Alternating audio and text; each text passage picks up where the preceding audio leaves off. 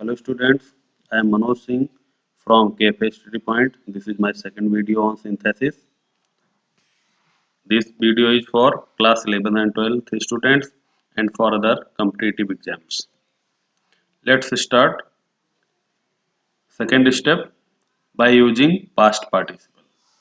Synthesis बनाना हम लोग सीखेंगे past participle के द्वारा. What is definition of past participle? It is third form of the verb and it works partly verb and partly adjective. यह भी verb की third form होती है और यह किसी वाक्य में किसका कार्य करती है? पार्टली वर्ब और पार्टली एडजेक्टिव का। अंशतः वर्ब और अंशतः विशेषण का। अंशतः वर्ब और अंशतः विशेषण का।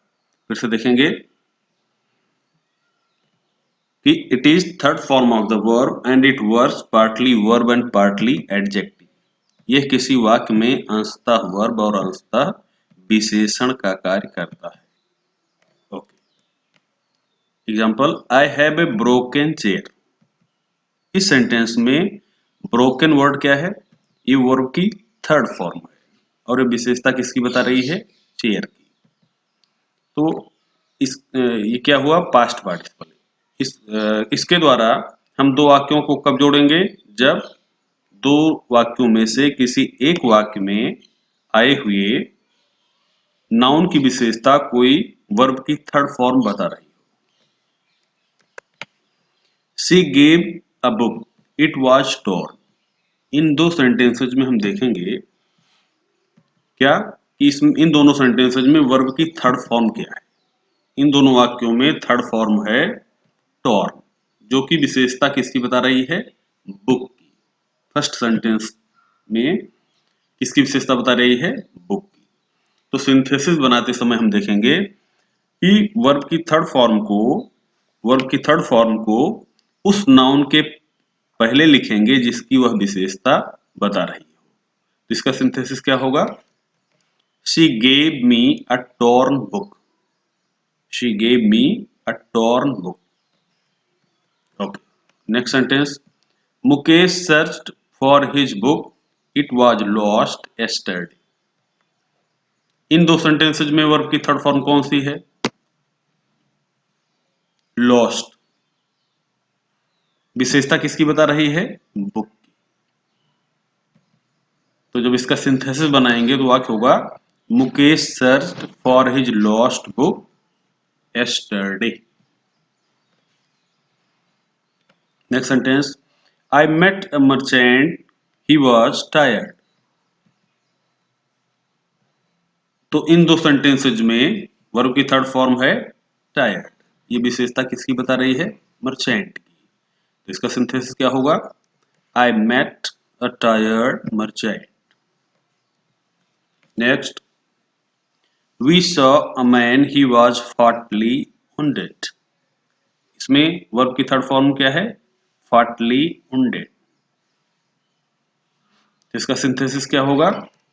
We saw a fatally wounded man. Okay, next, by using perfect participle. अब हम लोग सिंथेसिस बनाना सीखेंगे by using perfect participle. What is perfect participle? definition is given here. It is formed of using having before third form of the verb and works partly verb and partly adjective। यह किसी वाक्य में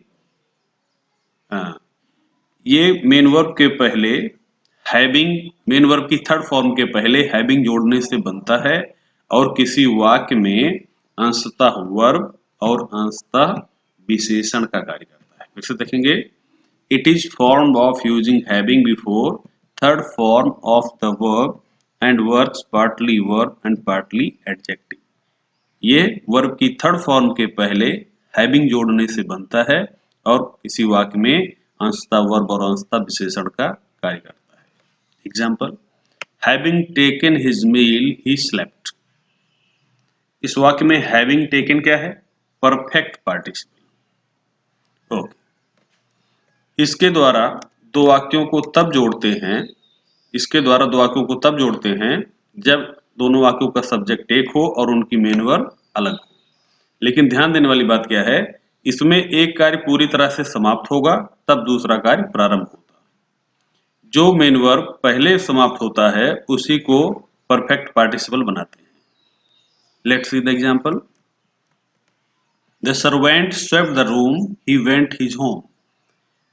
नौकर ने कमरा साफ किया, वो अपने घर चला गया। तो पहला कार्य कौन सा हुआ होगा? स्वेप, सफाई करने का। जब यह कार्य पूरी तरह से समाप्त होगा तब अगला कार्य होगा अपने घर जाने का। तो इसका परफेक्ट पार्टिसिपल के द्वारा जब सिंथेसिस बनाएंगे तो होगा having swept the room the servant went his, having swept the room the servant went his home. कमरा साफ करके नौकर अपने घर चला गया। Next sentence, she completed her homework, she completed her homework, she left her room.